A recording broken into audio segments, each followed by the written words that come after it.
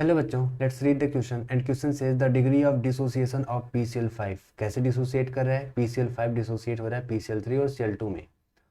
What will be the effect of degree of dissociation if increase in pressure at equilibrium. हालांकि fill in the blanks है, इसे हमने question हमसे क्या कहना चाह रहा है? क्वेश्चन कह रहा है कि अगर हम प्रेशर में इंक्रीज करें इक्विलिब्रियम पर तो डिग्री ऑफ डिसोसिएशन पर क्या असर होगा। आइए बात को स्टार्ट करते हैं विद द हेल्प ऑफ की कॉन्सेप्ट।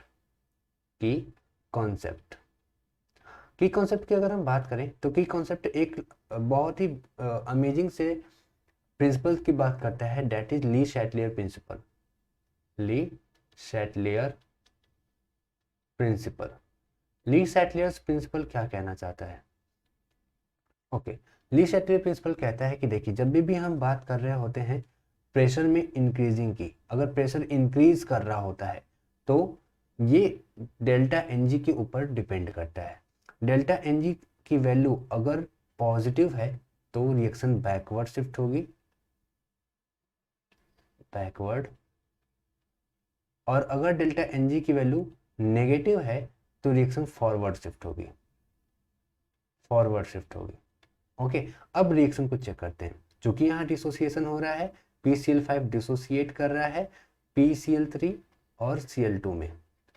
तो अब सोचिए कि अगर फॉरवर्ड डायरेक्शन होगा, अगर फॉरवर्ड डायरेक्शन होगा तो अल्फा यानी डिग्री ऑफ डिसोसिएशन क्या होगा? इंक्रीज होगा।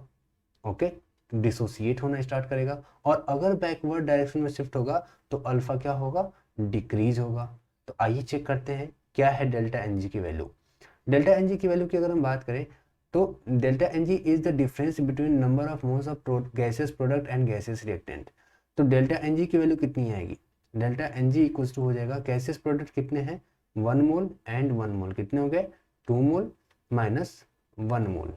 1 मोल यानी कितना हो गया? 1, which is greater than 0। Greater than 0 होने का मतलब बैकवर्ड जाएगी रिएक्शन, और बैकवर्ड जाने का मतलब अल्फा की वैल्यू डिक्रीज करेगा। तो यहाँ पे क्या होना चाहिए? Decrease with increase in pressure at equilibrium. Hope this answered your question. Thank you so much.